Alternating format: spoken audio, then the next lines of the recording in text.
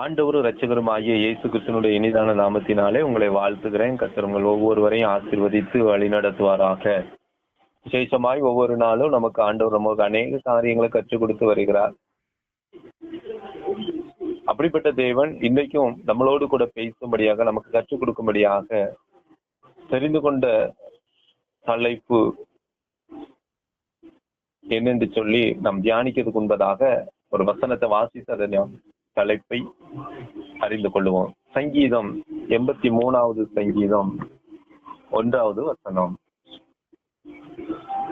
சங்கீதம் 83:1.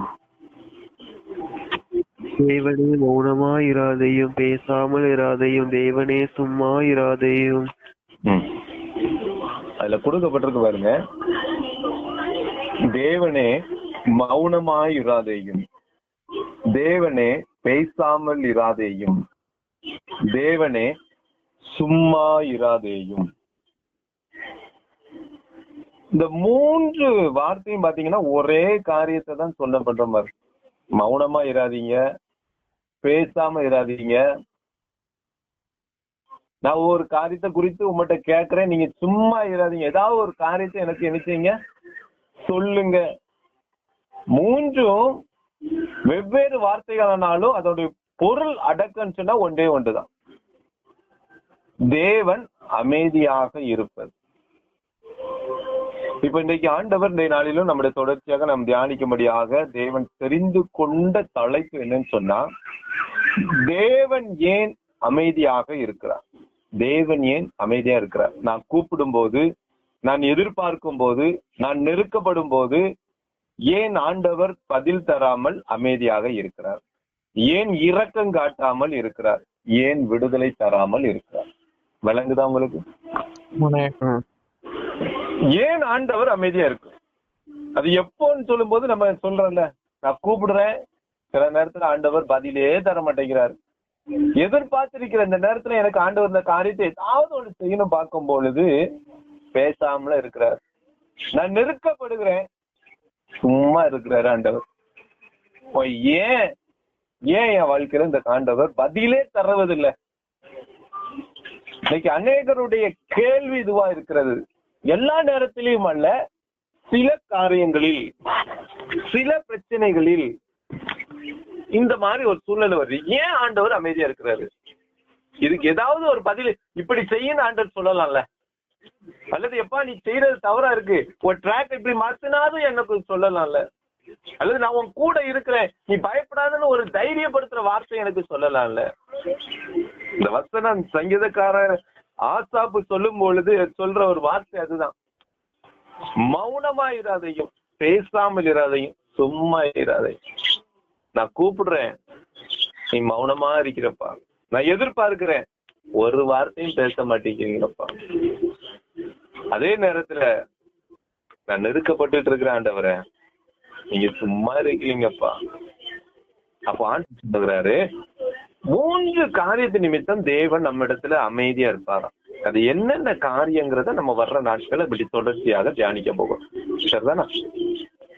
மூன்று காரியத்து நிமித்தம் தேவன் அமைதியா இருப்பார். ஃபர்ஸ்ட் எந்த காரியத்து நிமித்தம் அப்படின்னு சொல்லி பார்க்கும்போது, சங்கீதம் 77ஆம் சங்கீதம் 2வது வசனத்தை வாசிக்கலாம். சங்கீதம் 77:2. என் ஆபத்து நாளில் ஆண்டவரை தேடினேன், இரவிலும் என் கை தளராமல் விரிக்கப்பட்டிருந்தது, என் ஆத்மா ஆறுதல் அடையாமல் போயிடுச்சு. ரைட்.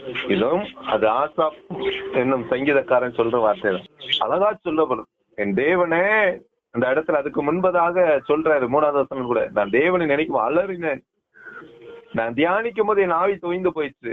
அது எப்போ சொல்றாரு? நான் ஆபத்து நாளில் ஆண்டவரை தேடினேன், இரவிலும் என் கை தளராமல் விரிக்கப்பட்டிருந்தது, என் ஆத்துமா ஆறுதல் அடையாமல் போயிடுச்சு. என் ஆத்துமா ஆறுதல் அடையாமல் போயிடுச்சு. இது எப்போ தெரியுமா? நான் ஆண்டவரை தான் தேடுறேன். ஆசாப்பு சொல்லும் பொழுது தெளிவா சொல்லப்பட்டிருக்கு, நான் ஆண்டவரை தான் தேடிட்டு இருக்கிறேன். என் ஆபத்து நாளில் யாரை தேடுனேன்னு தான் சொல்றாரு? ஆண்டவரை தான் தேடுறேன். நல்லா கவனிக்கணும். வேற யாரையும் அவர் தேடல, வேற யாரையும் அவர் தேடல. பரிகாரியை தேடி போகல, மனுஷனை தேடி போகல, சுயமா செயல்படல. வசனம் தெளிவா சொல்லுகிறது, ஆபத்து நாள்ல ஆண்டவரை தான் நான் தேடினேன், இரவிலும் என் கை தளராமல் விழிக்கப்பட்டிருக்கு, என் ஆத்மாக்கு ஆறுதல் அடையாமல் போயிடுச்சு. ஏன் ஆண்டவரே நீர் சும்மா இருக்கிறீங்க? ஏன் ஆண்டவரே நீங்க பேசாம இருக்கிறீங்க?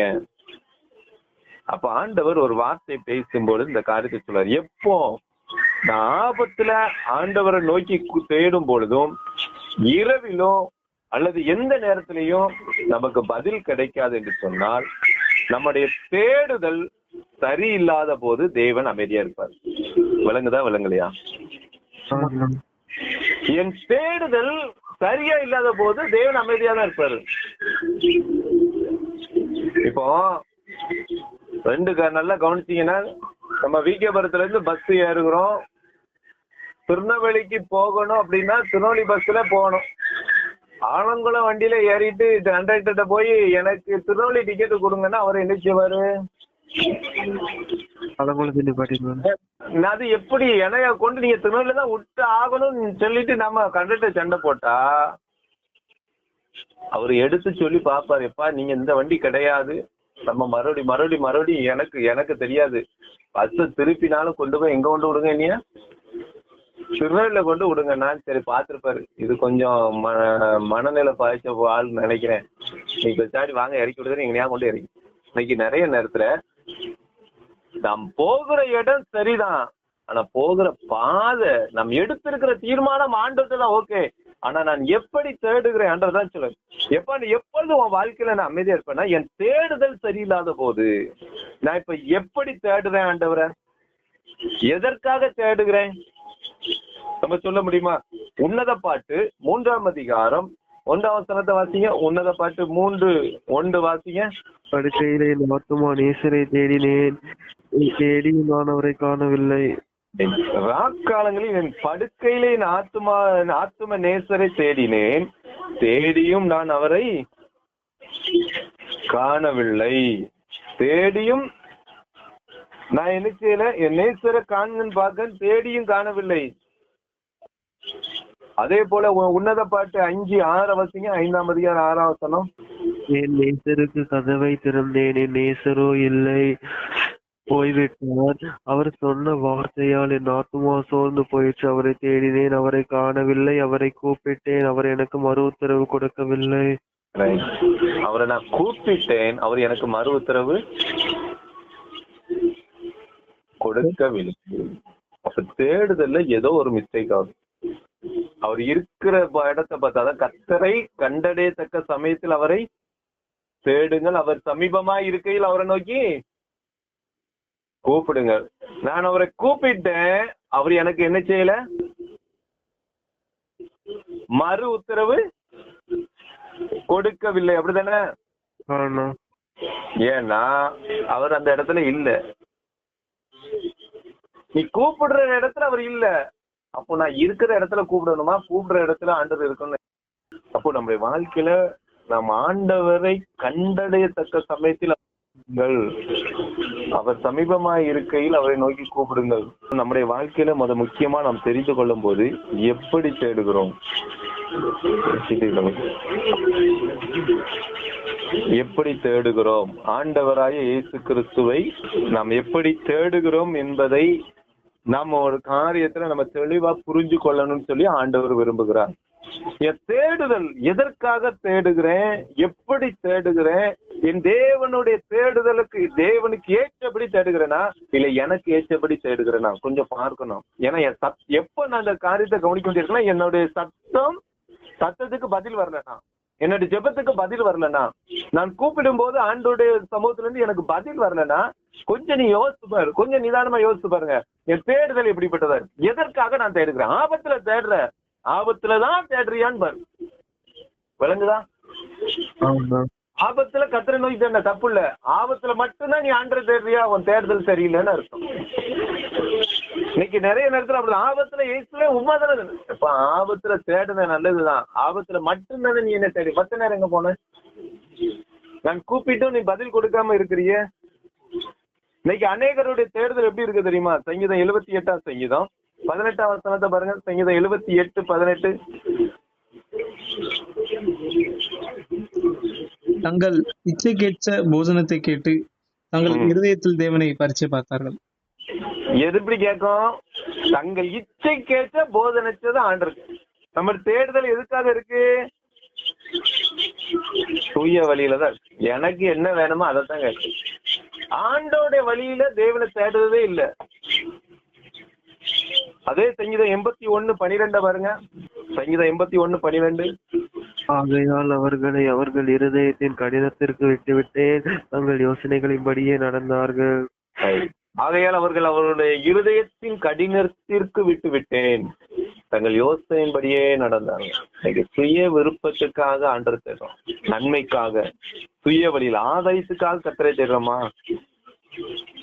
இல்ல நன்மை இருக்கும் போதும் நன்மை இல்லாத போதும் அல்லது நன்மை எடுக்கப்படும் போது நான் யாரா இருக்கிறேன்? கொஞ்சம் யோசித்து பாருங்க. நன்மை இருக்கும் பொழுது, நன்மை இல்லாத பொழுது, நன்மை எடுக்கப்படும் பொழுது என்னுடைய செயல்பாடு நான் யார்? நன்மை எடுக்கும் பொழுது யோபை போல கர்த்தர் கொடுத்தா கர்த்தர், நான் எடுத்தா கர்த்தருடைய நாமத்துக்கு ஸ்தோத்திரம் சொல்றோமா? நன்மை எனக்கு வாழ்ந்திருக்கவும் தெரியும், எனக்கு தாழ்ந்திருக்கவும் தெரியும், எப்பொழுது நான் மனரம்யமா இருக்க கத்துக்கொண்டேன் என்று சொல்லி பவுலை போல நம்ம இருக்கிறோமா? அல்லது நன்மை இருக்கும்போது வாலிபனை போல ஆண்டவர் தான் எல்லாம் நம்முடைய நன்மையில மாத்திரம் வாலிபனை போல இருக்கிற, மற்ற நேரத்துல என்னுடைய செயல்பாடு என்ன? நன்மை இருக்கும் போது யார் வேணாலும் ஆண்டவர் என்ன செஞ்சிருவான்? தேடிடுவாங்க, தப்பே கிடையாது. நன்மை இல்லாத போதும் நன்மை எடுக்கப்படும் போதும் என் கேரக்டர் யார்? விளங்குதா உங்களுக்கு? எனக்கு இப்ப நன்மையே இல்லை, எல்லா பக்கமும் தடை, எதை பக்கம் பார்த்தாலும் வாசல் அடைக்கப்பட்டிருக்கு.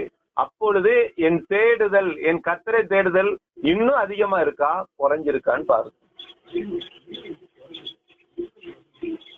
ஆபத்துல கர்த்தரை தேடுறது, ஆபத்துல மட்டும் தேவனை தேடி பிரயோஜனம் இல்ல. நன்மை இல்லாத போது தேடுறது இல்ல.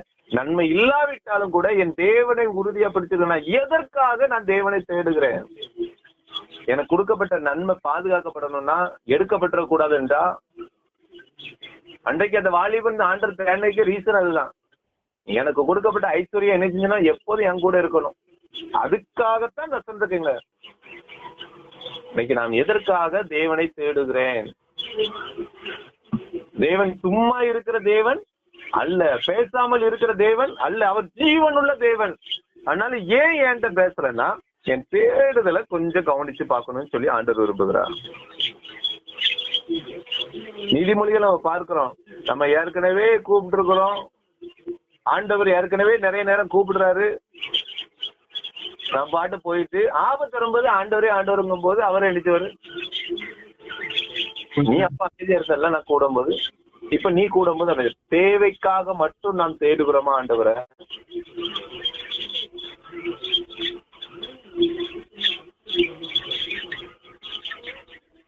நம்முடைய வாழ்க்கையில நம்ம எப்படி இருக்கிறோம்? யாராக இருக்கிறோம்? நம்முடைய வாழ்க்கை எப்படிப்பட்டதா இருக்கிறது? நம்முடைய வாழ்க்கையில நான் என்ன செய்யணும்? இப்ப என் தேடுதல் சரியான இல்லாத போது என் ஜெபத்திற்கு, என் கூப்பிடுதலுக்கு, என் கூக்குறலுக்கு பதில் வராது. இது முதல் காரியம். விளங்குதா விளங்கலையா? என் தேடுதல் சரியாக இல்லாத பட்சத்துல நல்லா கவனிக்கணும். எப்படி தேடுதேன், எதற்காக தேடுறேன், இத முதல்ல புரிஞ்சணும். நன்மை வரணும்ட்டா என்னை உயர்த்தி வைக்கணும், என்னை ஆசீர்வதித்து வைக்கணும், நான் உங்களுடைய பிள்ளை, எந்த சூழ்நிலையிலும் உங்களுடைய பிள்ளையா இருக்கணும்னு நீ ஆண்டரை தேடுறியா? இல்ல எனக்கு கொடுக்கப்பட்ட நன்மை, எனக்கு கொடுக்கப்பட்ட நன்மை எடுக்கப்பட்ட கூடாதுன்னு நாம் தேடுறோமா? இல்ல நன்மை வேணும்னு தேடுறோமா? அல்லது நன்மை இல்லையே, அது எனக்கு தாங்க ஆண்டவரேன்னு சொல்லி தேடுறோம். எதற்காக என் தேடுதல் இருக்குன்னு கொஞ்சம் யோசிச்சு. ஏன்னா நமக்கு தெரியும் எதற்காக என் இயேசுவை நான் தேடுகிறேன், எதற்காக நான் என் இயேசுவை தேடுகிறேன். நம்முடைய வாழ்க்கையில கொஞ்சம் தெளிவான புரியணும். ஏன்னா என் தேடுதலை மாற்றாத வரை தேவன் அமைதியா தான் இருப்பார். விளங்குதான் விளங்கலையா? ஏன்னா 3 டைப் ஆஃப் செயல்பாடுகள் இருக்கு. இது முதல் காரியம். எப்பெல்லாம் அமைதியா இருப்பார் நம்ம அதை புரிஞ்சு கொள்ளணும். இது யாருக்குன்னா தேவனை சரியாய் தேடாதவர்களை குறித்து முதல் காரியத்தை ஆண்டவர் சொல்கிறார். என் தேடுதல்ல உலகத்தை சார்ந்து உலக பிரமாணப்படி இருக்குமானால் என் தேடுதல்ல ஆண்டவர் பதில் தர மாட்டார், பேசவே மாட்டார். இது நம்ம தெளிவா புரிஞ்சுக்கணும். நான் கூப்பிடுறேன் ஆண்டவரே ஆண்டவரேன்னு சொல்லி கூப்பிடுறேன். தேவைக்கு மட்டும் நான் தேடிட்டு இருக்கிறேனான்னு பாரு. மற்ற நேரம் எனக்கு நேரமே இல்லை, ஆண்டவர் கொடுக்க நேரமே இல்லைன்னு ஓடுறோமான்னு பாரு. தேவைக்காக தேடுவாயானால் தேவன் உன்னோடு பேச மாட்டார், பேசவும் முடியாது. அப்போ ஆண்டவர் நம்முடைய வாழ்க்கையில எதை தேட சொல்றார், எப்படி தேட சொல்லுகிறார், எது சரியான தேடுதல் என்று சொல்லி பார்க்கும்போது உன்னத பாட்டு 3ஆம் அதிகாரம் 2-4 வசனத்தை வாசித்து பாருங்க. உன்னத பாட்டு 3ஆம் அதிகாரம். நான் எழுந்து நகரத்தின் வீதிகளிலும் தெருக்களிலும் திரிந்து என் ஆத்தும நேசரை தேடுவேன் என்றேன். தேடியும் நான் அவரை காணவில்லை. நகரத்திலே திரிகிற காவலாளர்கள் என்னை கண்டார்கள். என் ஆத்தும நேசரை கண்டீர்களா என்று அவர்களை கேட்டேன். நான் அவர்களை விட்டு கொஞ்ச தூரம் கடந்து போனவுடனே என் ஆத்தும நேசரை கண்டேன். அவரை நான் என் தாயின் வீட்டிலும் என்னை பெற்றவனில் அறையிலும் கொண்டு வந்து விடுமட்டும் விடாமல் பற்றி கொண்டேன். ரைட். எது சரியான தேடுதல் முதல்ல சொல்றாரு. அதே 3ஆம் அதிகாரத்துல பார்த்தேன். வசனம் வாசம் இல்லையா, என் ஆத்தும நேசரை தேடுனேன், தேடியும் நான் அவரை என்ன போட்டிருக்கோம்? 1ஆம் வசனம் காணவில்லை, காணல. இப்ப நான் கூப்பிடுறேன் பதில் இல்ல, ஆனா பதில் கொடுக்கிற தேவன் தான். யோசித்து பார்க்கணும். கூப்பிட்டும் பதில் இல்ல, ஆனா நான் கூப்பிடுகிற தேவன் எப்படிப்பட்ட தேவன்? கூப்பிட்டா பதில் கொடுக்கிறவர். அப்ப ஏன் எனக்கு கொடுக்கல? இந்த இடத்துல பார்க்கும்போது அது சொல்றாரு, என் படுக்கையில தேடுறேன், என் பிரச்சனையில தேடுறேன், என் ஆத்ம வியாகுலப்பட்டு தேடுறேன், பதிலே இல்ல. அப்ப நறுங்குண்டமான இருதயத்தை ஆண்டவர் புறக்கணியாத தேவன் தான். ஆனாலும் நான் நொறுங்கி போய் இருக்கும் போது ஏன் பதில் தரலங்கும் போது சொல்றேன், நான் எழுந்து நகரத்தின் வீதியிலும் தெருக்களிலும் தெரிந்து என் ஆத்ம நேசரை தேடினேன். எங்க தேடியும் அவனை கடை. அடுத்த நகரத்தில் பிரிகிற காவலர் என்னை கண்டவர்கள் என் ஆத்ம நேசர் கண்டீர்களா என்று அவர்களை கேட்டேன். நான் அவர்களை விட்டு கொஞ்ச தூரம் கடந்து போடவுடனே யார பாக்கலாம்? விளங்குதா உங்களுக்கு? நம்ம சூழ்நிலையை முன்வைத்து தேடுனா ஆண்டவரை பார்க்க முடியாது. புரியுதா புரியலையா? இன்னைக்கு நிறைய நேரம் என்னைய பாருங்கப்பா அப்படின்லாம் கிடையாது. சூழ்நிலையை முன்வைத்து தேடக்கூடாது. புரியுதா புரியலையா? 2வது உலகத்துல தேடக்கூடாது. ஆண்டவர்கிட்ட இப்படி செஞ்சா கிடைச்சிருவாரு, இப்படி பண்ண நேசரை எங்க தேடுறேன்? எழுந்து நகரத்தின் வீதியிலும் தெருக்களிலும் திரிந்து என் ஆத்ம நேசரை தேடினேன். அதுக்கப்புறம் மனுஷரிடத்திலையும் தேடப்படாது. மனுஷரிடத்திலும். புரியுதா? இன்னைக்கு நம்ம எங்கெல்லாம் தேடக்கூடாது அங்கெல்லாம் தேடிட்டு இருக்கோம். சூழ்நிலையை முன் வச்சு தேடுற ஆண்டவரே என்னைய பாருங்க இப்படி இருக்கு, அதனால நீங்க வாங்க ஆண்டவரே பதில் கொடுங்க ஆண்டவர்ல சூழ்நிலையை முன் வச்சு எல்லாம் கூப்பிட முடியாது. 2வது உலக பிரமாணப்படி ஆண்டவரும் வேணும் உலகம் வேணும். இரு மனதோடும் தேடக்கூடாது. புரியுதா புரியலையா? 3வது மனிதர் இடத்திலையும் தேடக்கூடாது. நகரத்திலும் திரிகிற காவலரை என்னை கண்டார்கள், என் ஆத்ம நேசரை கண்டீர்களா என்று அவர்களை கேட்டேன். அவர்களும் ஒன்னும் பதில் இல்லை. நான் அவர்களை விட்டு கொஞ்சம் தூரம் கடந்து போன உடனே என் ஆத்ம நேசரை கண்டேன். அப்போ இது இந்த தேடுதல் எல்லாத்தையும் விட்டுட்டு கொஞ்சம் தள்ளி வரும் பொழுது நான் வசனத்தின்படி நான் தேடினேன், என் ஆத்ம நேசர் என்ன செஞ்சேன்? நம்ம இந்த உலகத்தை விட்டு கொஞ்சம் வந்தா போதும். ரொம்ப தூரம் ஆண்டவர் வர சொல்லல. எவ்வளவு தூரமா? எவ்வளவு தூரம் வந்தாரு? கொஞ்சம் தூரம். நீ அதை விட்டு எப்ப கொஞ்சம் வந்துரு. இப்ப நீ இப்ப ஆண்டவரே வந்துட்டு எவ்வளவோ வந்துட்டேன், கொஞ்சம் வா. உன் ஆபிரகாமை சொல்லும் போது சொல்லுங்க, இதை விட்டு நீ உன் தகப்பனை விட்டு உன் தேசத்தையும் உன் தகப்பனை விட்டு கொஞ்சம் தூரம் வா. கொஞ்சம் அன்று சொல்றாரு, நீ கொஞ்சத்தில் உண்மையா இருந்தா உன்னை அனைத்துமே அதிகாரி எல்லாத்தையும் ஜஸ்ட் அன்று சொல்ல கொஞ்சம் வெளியே வந்துருப்பா. கொஞ்சம் வெளியே வா, கொஞ்சம் தள்ளி வா, கொஞ்சம் விட்டு வாங்கிறாரு. கொஞ்சம் வேணா நம்ம அதையும் சேர்த்துட்டு தான் தூக்கிட்டு வரோம். உலகத்தை, உலக மனிதர்களை நட்டத்தில் அதை விட்டுட்டு, நான் அவர்களை விட்டு கொஞ்சம் தூரம் வந்த உடனே என் நேசரை நான் என்ன செஞ்சேன்? கண்டேன். அப்போ நான் எங்க நான் காரணம்? தேவ வசனத்தின் முடிவு, வேத வசனம். இன்னைக்கு வேத வசனத்தின் மூலமா நம்ம தேடுகிறோமான்னு கொஞ்சம் யோசிச்சு பாருங்க. இன்னைக்கு அதைத்தான் இன்னைக்கு ஆண்டவர் நம்முடைய வாழ்க்கையில கற்றுக் கொடுக்கிற மிக முக்கியமான ஒரு சத்தியத்தை நம்ம புரிஞ்சு கொள்ள வேண்டும். ஆண்டவர் இன்னைக்கு நம்மோடு பேசுகிற வார்த்தையும் அதுதான். என் பிள்ளைகளை நீ எங்க இருந்துட்டு தேடுறன்னு கொஞ்சம் யோசிச்சு பாரு. உன் தேடுதல் எங்க இருக்கு? நீ எங்க இருந்துப்பா நீ தேடுற?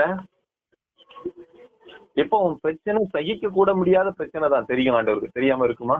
உன் போராட்டம் பலத்துக்கு மிஞ்சும் எல்லாம் தெரியும். ஆண்டவரே இதையும் பார்த்துட்டு இருக்கீங்களப்பா. உன் பிரச்சனையை நீ முன் வச்சு நீ தேடினா இயேசுவை கண்டுகொள்ளவே முடியாது. பிசாசு உன்னை வீழ்த்தி விடுவான்.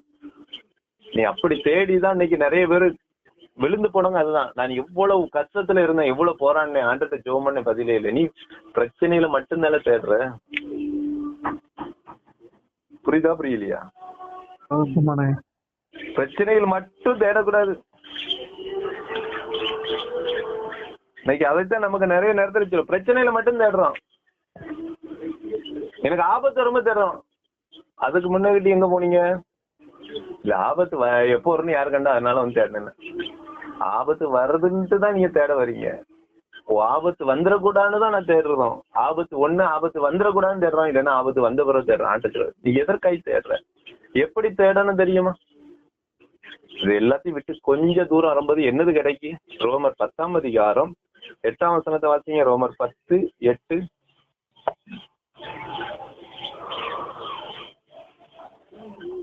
இந்த வார்த்தை உனக்கு சமீபமாய் உன் வாயிலும் உன் இருதயத்திலும் இருக்கிறது என்று சொல்லுகிறது.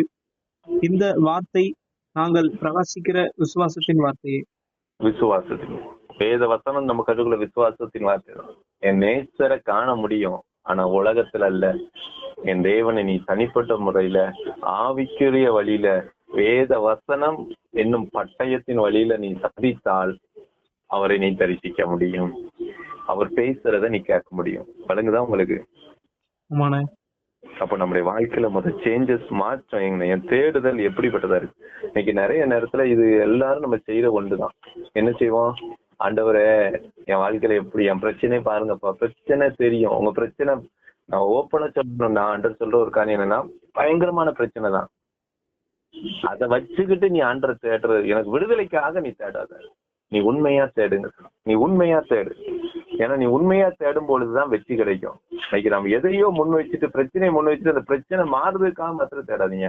வேத வசனத்தின்படி தேடுங்க. அப்பொழுது முதல்ல உங்க கூட ஆண்டவர் பேசுறதை நான் பார்க்க முடியும். ஆண்டவர் நம்ம கூட பேசுறதை நாம் பார்க்க முடியும் என்று சொல்லி ஆண்டவர் இன்னைக்கு தெளிவா கற்றுக் கொடுக்கிறார். ஆகவே முதல்ல ஆண்டவர் நம்மோடு கூட பேசுகிற ஒரு வார்த்தையை நம்ம புரிஞ்சு கொள்ளணும். எப்பொழுது ஆண்டவர் நம்முடைய வாழ்வில அமைதியா இருப்பாருங்கிற காரியத்துல முதல் காரியம் என்னன்னு சொல்லி பார்க்கும்போது தெளிவா ஆண்டவர் நம்மோடு கூட பேசின ஒரு வார்த்தை அதுதான். என்ன சொல்றது? என் தேடுதல் சரியில்லாத போது தேவன் அமைதியா இருப்பார். இதுதான் முதல் காரியம். என் தேடுதல் சரியில்லாத, பிரச்சனை இருக்கலாம், பாடுகள் இருக்கலாம், அந்த சூழ்நிலையில உனக்கு பதில் கிடைக்கலன்னா உன் தேடுதல் மிகவும் மிஸ்டேக் இருக்கிறது. உன் தேடுதல் தேவன் விரும்புற வழியில் அல்ல. நீ பிரச்சனையை முன் வச்சு தேடுற, நீ உலக பிரமாணப்படி தேடுற, நீ மனுஷனிடத்தில் இன்னைக்கு நீ தேடுத, மனுஷனிடத்தில் நீ தேடுற. கொஞ்சம் கவனமாயிரு என்று சொல்லி ஆண்டவர் இன்னைக்கு நம்மோடு கூட பேசுற வார்த்தைகளை நாம் புரிஞ்சு கொள்ள வேண்டும். அப்ப நான் எப்படி தேடணும் அப்படிங்கும் போது ஆண்டவர் சொல்லுகிறேன், எப்பா பிரச்சனை வச்சு முன் வச்சு தேடுறத நீ முதல்ல தூக்கி போடு. ரெண்டாவது, உலகத்தில் வழியில நீ தேடுறத ரெண்டாவது போடு. உலகத்தின் வழிங்கும் போது சுய வழி, அதுதான் சுயமாய் நீ தேடுகிற வழியை அதை விட்டு நீ வெளியே வா. மூணாவது, மனுஷனிடத்துல போய் தேடாத. இயேசுவை இவங்கிட்டதான் கிடைக்கின்ற யாரையும் ஒரு முன் வச்சு ஒரு நபரத்துல நீ செஞ்சிடாத, தேடிடாத. காவலாளிங்கும் போது ஊழியர்னு சொல்லலாம், காவலாளி என்று சொன்னால் ஊழியர்களை சொல்லலாம். ஊழியர்காரங்கிட்ட தான் ஆற்றல் கிடைக்கும், அதையே அவங்க மூலமாவும் வார்த்தைகள் கிடைக்கும். அவங்ககிட்ட தான் ஏசப்பா இருக்கு, நாங்க வாங்க ஏசப்பா கூட்டு காமிக்கணும் கடைசி நாட்களை கொண்டு வாங்க அந்த மலையில ஏறணும்னா இயேசுவை பார்த்துலாம்னா பெயரக்கூடாது பின்னாடி. ரொம்ப கவனம். இது எல்லாத்தையும் நீ விட்டுட்டுப்பா, இது எல்லாத்தையும் தூக்கி போட்டுட்டுப்பா, நான் உனக்கு கொடுத்திருக்கேங்களா வேத வசனம். வசனம் சொல்லு. சங்கீதம் 37:31 அவனுடைய தேவன் அருளிய வேதம் அவன் இருதயத்தில் இருக்கிறது, அவன் நடைகளில் ஒன்றும் பிசகுவதில்லை, ஒன்றும் பிசகுவதில்லை. அப்போ வசனத்தின் வழிதான் நீ என்ன செய்யணும்? இயேசுவை தேடணும். வசனம் தான் உனக்கு வழி. அந்த வழியில போனா உன் இயேசுவை பார்க்கலாம். உன் இயேசுவை பார்த்த இயேசுவை நீங்க என்ன செய்யலாம்? பேசலாம். விளங்குதா விளங்கலையா? இயேசுவை பார்க்கலாம், பின்பு பேசலாம். இதுதான் நம்முடைய வாழ்க்கையில ஆண்டு நம்ம கற்றுக் கொடுக்கிற ஒரு காரியம். வசனத்தின் மூலம், வசனத்தின் மூலம் நம்ம ஆண்டவரை நம்ம என்ன செய்யணும்? பார்க்க முடியும். இயேசுவை பார்க்க முடியுமான்னு பார்த்தா கண்டிப்பா பார்க்கலாம். அதான் ஆண்டவர் சொல்றாருல, கர்த்தரை கண்டடையத்தக்க சமயத்தில் என்ன செய்யணும்? ஒரு என்ன செய்யணும்? தேடணும். சொன்னாரா இல்லையா? அவர் சமீபமா இருக்கையில் அவர் நோக்கி கூப்பிடணும். கர்த்தரை கண்டடையத்தக்க சமயம் என்று சொன்னால் வசனம். அப்போ வசனத்தின்படி நம்ம நடந்துட்டோம்னா அவர் ஆட்டோமேட்டிக்கா நம்ம சமீபத்துல வந்துடுறாரு. சமீபத்துல வந்ததுக்கு அப்புறம் நீ கூப்பிடு, பதில் கொடுப்பாரு. முதல்ல சமீபத்துல அவர் இருக்காரான்னு கன்ஃபார்ம் பண்ணணும்ல. விளங்குதா உங்களுக்கு? அப்ப நம்ம சமீபத்துல இருக்கிற அளவுக்கு நான் என்ன செய்யணும்? நான் அவர்கிட்ட வரணும். அப்ப எதுக்கு வர்றதுக்கு வழி? வசனம். அப்ப நான் வசனத்தின்படி நடக்கும்போது அவர் சமீபத்துல நான் வந்துருவேன். சமீபத்துல வந்த உடனே நீ கூப்பிடு, உனக்கு பதில் கிடைக்கும். நாம ஆண்டருக்கும் நமக்கும் சம்பந்தமே இல்லாம நடந்து கொண்டு வாழ்ந்து கொண்டு இருந்து கொண்டு நான் ஆண்டரை கூப்பிடுறேன், எனக்கு பதில் இல்லை, நெருக்கத்துல கூப்பிடுறேன் பதில் இல்லைன்னா வராது. அப்ப நெருக்கத்தை முயற்சியும் நான் ஆண்டரை கூப்பிடக்கூடாது, தேடக்கூடாது. உலக வழிமுறைகள்ல சுயத்தின்படியும் தேவனை தேடக்கூடாது, மனுஷரிடத்திலையும் தேடக்கூடாது. வசனத்தின் மூலமா தான் இயேசுவை தேடணும். அப்பொழுது பலன். சரிதானா? ஆகவே இந்த நாளிலும் ஆண்டு நம்ம கற்றுக் கொடுத்தபடி முதல்ல தேவன் எப்பொழுது அமைதியா இருப்பாங்கன்னா, நம்முடைய தேடுதல் சரியில்லாத போது தேவன் அமைதியா இருப்பார். அப்ப நம்ம தேடுதலை சரிப்படுத்தும் பொழுது, வசனத்தின் மூலமாய் தேடும் பொழுது நிச்சயமாக அந்த அமைதியா இருக்கிற தேவன் மௌனத்தை கலைத்து நம்மோடு பேசுவார். கர்த்தர் இந்த வார்த்தைகளை ஆசீர்வதிப்பார். ஆமென். ஜெபம். கிருபை நிறைந்த அன்பு தகப்பனே, இந்த நல்ல நாளுக்கு மீண்டும் நன்றியோடு துதிக்கிறோம், ஸ்தோத்திரியும். கர்த்தாவே, இந்த நாளிலும் உங்களை நோக்கி பார்க்க தேவன் எங்களுக்கு கொடுத்த நல்ல ஒரு வாய்ப்புக்காக ஸ்தோத்திரம் ஏசப்பா. ஆண்டவரே, ஏன் தேவன் என் வாழ்க்கையில் அமைதியா இருக்கு? ஏன் தேவன் அமைதியா இருக்கு? சில நேரத்தில் புரிஞ்சு கொள்ளவே முடியாது. ஏன்னா நம்ம பார்வையில கரெக்டா தேடுற மாதிரியே இருக்கும், நம்ம கரெக்டா இருக்கோம், செவ்வியா இருக்கும். ஆனாலும் ஏன் பதில் கொடுக்கல, ஏன் பதில் கொடுக்கல? எதிர்பார்க்கிறது தானே இது உலக. எல்லாரும் மாதிரி அதே மாதிரியே எதிர்பார்க்கிறேன், அப்படியே எதிர்பார்க்கிறேன். எனக்கு இப்போ தேவைப்படுற நன்மை தானே, எதிர்பார்க்கிற நன்மை தானே. இதுல ஏன் ஒரு அற்புதம்? என் பலவீனத்தை ஒரு மாற்ற மாட்டாரா? என் தேவைகளை சந்திக்க மாட்டாரா? இந்த கடன் பிரச்சனை மாற்ற நன்மைக்கு தானே கேட்கிறேன். இது எப்ப கேட்டீங்க? நெருக்கடி வரும்பொழுதுதான் கேட்கறீங்களா? நான் ஆண்டவர்கிட்ட தானே கேட்கிறேன், வேற யார்கிட்ட கேட்கறேங்க? அன்ற சொல்லுகிறாரு, நம் தேடுதல் சரியில்லாத போது தேவன் அமைதியா தான் இருப்பார். ஏன் அமைதியா இருக்கிறாரு? நம்ம ஒரு வழியில போயிட்டு ஆண்டோர் பக்கம் இருக்காரு, நம்ம ஒரு பக்கம் போயிட்டு ஆண்டத்தை என்ன நடக்குமா? சிம்பிளா சொல்லணும்னா, துளைத்த இடத்துலதான் பணத்தை, ஒரு பணம் தொலைஞ்சிட்டு அந்த இடத்துலதான் போய் தேடணும். தேவை அந்த இடத்துல, விழாத இடத்துல போய் நம்ம தேடி பிரயோஜனம். இந்த தெருவுல என் பணம் தொலைஞ்சிட்டுன்னா இன்னொரு தெருவுல தேடினா கிடைக்குமா? அப்ப ஆண்டவர் எந்த இடத்துல இருக்கிறாரோ அங்க போய் தான் நான் தேடணும் முதல்ல. அப்ப நான் அதை தெரிஞ்சணும். வசனத்தின் வழியில போய் ஆண்டவருக்கு பிரியமாய் நடந்து நாம் ஆண்டவர் தேடும் பொழுது ஆண்டவர் நமக்கு பேசுவார் என்பதை இன்னைக்கு ஆண்டவர் கற்றுக் கொடுத்தாங்க. ஆகவே ஒருவேளை நம்ம நிறைய நேரத்துல சூழ்நிலைய நெருக்கடியில ஆபத்துல மாத்திரம் முன் வச்சு ஆண்டவரை இப்படி இருக்கு ஆண்டவரேன்னு தேடுறோம், பதில் இல்ல. ரெண்டாவது, உலக வழிபாடு, உலகப்படி சுயத்தின்படி நம்ம தேடுறோம், அப்பவும் பதில் கிடையாது. மூன்றாவது, மனுஷர் மூலமாய் தேடுறது. இந்தவங்க ஜோமன்னா எனக்கு ஒரு அற்புதம் நடந்துராதா, இவங்க மூலமா ஒரு அற்புதம் நடந்துராதா? பிரயோஜனம் இல்லை. ஊழியர்களை தேடியும் நம்ம போய் ஆண்டவர்கிட்ட அற்புதம் நடக்கணும், அது மூணுக்குமே நமக்கு பதிலே வராது. நான் எத்தனையோ ஊழியக்காரங்கிட்ட பேசுறேன். இந்த பிள்ளையின் தகப்பன் போய் ஆண்டவர் சொல்லலாம், நம்முடைய சீசர்கள்ட்ட எத்தனையோ திருப்பி கூடாமல் போயிடுச்சு. ஏன்னா இவங்க மூலமா ஒரு அற்புதம் நடந்துராதா, இவங்க மூலமா எனக்கு ஒரு பதில் வந்துடாதா? உனக்கு வசனம் தான் வழிகாட்டி இருக்கிற. நீ வசனம் மூலம் தான் தேடும் பொழுது ஆண்டவரை பார்க்கலாம். பார்த்த உடனே நீ கூப்பிட்டா பதில் உண்டு என்பதை இன்னைக்கு ஆண்டவர் நம்மோடு பேசியிருக்கிற அந்த வார்த்தைக்கு ஆண்டவர் நன்றி சொல்லுவோம். ஏசப்பா, அந்த வார்த்தையை கொடுத்ததுக்கு நன்றி. கேட்ட பிள்ளைங்க, நீ கேட்க போற பிள்ளைங்களுக்கு அது பிரயோஜனமாக்கித்தாங்க.